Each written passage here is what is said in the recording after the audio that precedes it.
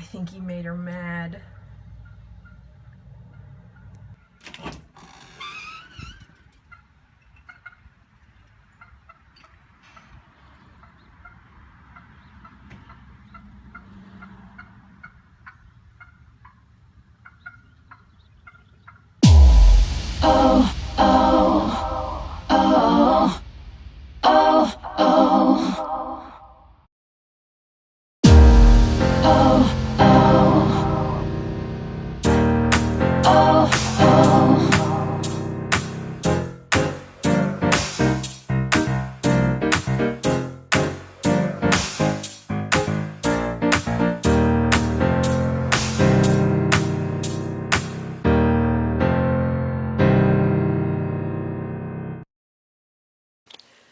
So this morning started out really interestingly. My brother likes to go hunting, and it is turkey season currently, and so he asked if he could come park in the yard and head out into the backwoods to see if he could find a turkey. We have had a female turkey that's been basically living in the backyard, but this is not season for female turkeys. You can only shoot male turkeys or bearded ladies. That's a real thing. I don't know the specifics of it. It still cracks me up regardless. So he came here, he went out into the backwoods, didn't really find anything, but on his way back to the truck, he accidentally walked in the path of the female turkey who lives in the backyard and her babies. Made her super mad, and she started flapping and squawking and chasing him around the yard. Neither of us got any real good footage of it, but man, it was hysterical and kind of sad because I'm not sure that she's found the babies again. She started chasing after Sam and the babies ran into the woods, and I don't know that she's been able to find them again. So hopefully she does find them. I will update you if I see them again. In yesterday's vlog, I talked about my discovery that I have ADHD, and I would like to continue talking a little bit about that because there's a lot of misconceptions and myths that surround the idea of ADHD. And I'm so proud of myself. I wrote down the things that I want to say because I knew if I just started talking, it was going to be a mess. See, I'm learning. So, 3 things. ADHD is not made up, it is not overdiagnosed, and it is also not an excuse. I will touch upon each of those 3 things. It is not a made-up disease. ADHD has been talked about in psychological literature for almost 100 years. It has not been talked about in as much detail or with as much knowledge as it is now, but it does show up in the literature from a long, long time ago. It is not a new thing, it's not made up, and it is not simply American. Secondly, it is not overdiagnosed. It is often incorrectly diagnosed. So let me explain that a little bit more.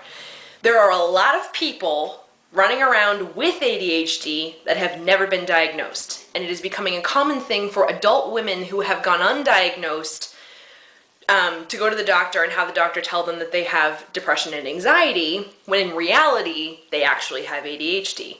The opposite is also true. There are probably a lot of cases of depression and anxiety that are currently being treated as ADHD. So this is kind of my own opinion, and I don't want to offend any doctors because I know that doctors spend a lot of time becoming the doctors that they are.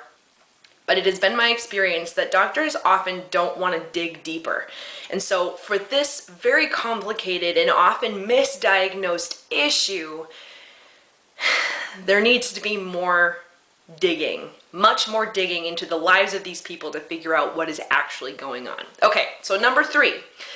ADHD is not an excuse. It is not an excuse to be lazy. It is not an excuse for bad behavior. But it is an explanation for those things. And when ADHD is treated correctly, those things will become less and less of a problem. Dr. Amen and his wife talk about 7 different types of ADD, and they target treatment specifically to those types. And that is so novel to me. I love that idea because every flavor of ADD is not the same, and we can't be treating them the same either. And they also are very open to natural ways with natural supplements, diet, and exercise to really start increasing the quality of life of people that struggle with ADD. And of course, he also knows that medication is necessary for a lot of people with ADHD, and I also want to touch on that. The first thing I want to say is that ADD that is left untreated has been linked to Alzheimer's disease, because the problem with ADD is that parts of the brain are not getting blood flow, specifically to the frontal lobe. And so when that brain tissue is not constantly getting fed by the bloodstream, that tissue starts to die. And that's why Alzheimer's is such a big deal for people with untreated ADHD. You end up with dead brain tissue, and that's pretty much what Alzheimer's is, that dying of the brain cells. People with untreated ADHD are more likely to end up in jail, more likely to become addicted to drugs, and more likely to be married multiple times. There are so many symptoms of ADHD that are unsolvable without medication, because you can't simply will your blood flow to go into places of the brain that it is not already going to. In the book, Dr. Amen links this to the analogy of wearing glasses. If you can't see well, would you deny that person glasses? No. This is a similar situation. For people that struggle with ADHD, they struggle with a problem of blood flow into different parts of their brain. So those parts of the brain that are not getting blood flow are not being activated. It's through medication and well-prescribed medication that is targeted to a specific type of ADD that is going to be the best treatment for the problem. And I'm going to show you a little bit of evidence right now. This is Dr. Amen's book, and in here he talks about his daughter, Brianne, and this is Brianne's brain. This is the overall low activity of her brain prior to be putting on medication. So this is the underside of the brain using the special brain scans that they have at the Amen clinics. This is after a low dose of medication, and you can see all of these dips and holes, especially this one is huge. It's so much smaller in this scan, and she has so much better improved activity here in the back of her brain than she did here, not having medication. That in itself is proof enough to me. You can't just want your brain to work better or faster or clearer. You need a little bit of extra help with that. And I hope that this little spiel about ADHD has cleared up a couple of misconceptions or myths surrounding this disease, this problem. Suffering from this and now knowing the symptoms of ADHD and what it looks like and what it looks like in your life, when you grow up feeling like you are lazy and selfish, and you're told constantly that you are those things, and you're people basically limit the symptoms of ADHD to moral shortcomings. Growing up Catholic, that was a really big deal for me. I grew up thinking that I just couldn't think about other people, or I wasn't having enough forethought, or I never finished anything that I started, and that somehow if I just tried harder, I would be able to do those things. And the truth is, I can't. I can't without help. And knowing that ADHD is real and not using it as an excuse, but seeking help for that issue, as much as I've already done, as much as I've already accomplished, as great things as I've already done in life, to know that there's more potential there that I could tap into, where I could see life clearer, where I could do things with more precision, where I could start something and actually finish it, why would I not want to seek that help? I also just want to say this as a follow-up to my tortoise episode. I made that episode prior to my knowledge that this could very well be an ADHD problem. The reason I start things like a vlog and then a week later I stop is because my ADHD symptoms are cyclical, which apparently is very common in women since our lives are cyclical.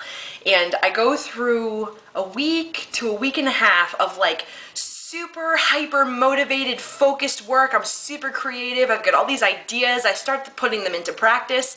And that was the time I was in when I started the vlog.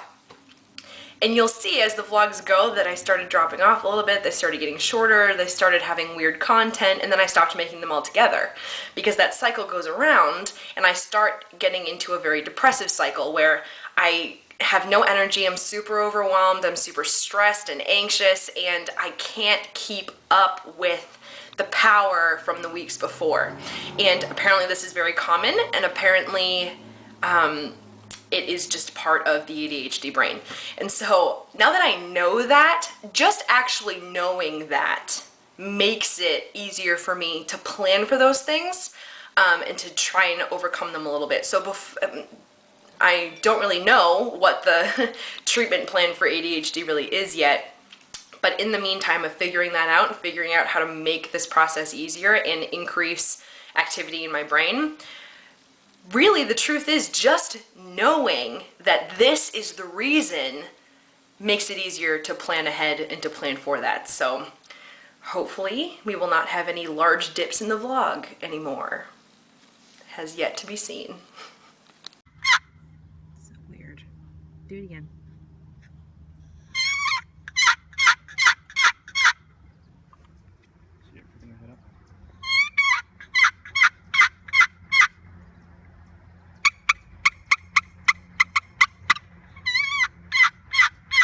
I don't know if you can see her, but the lady turkey, can I see my own finger?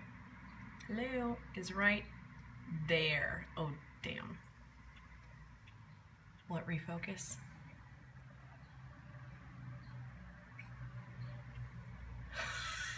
Problems.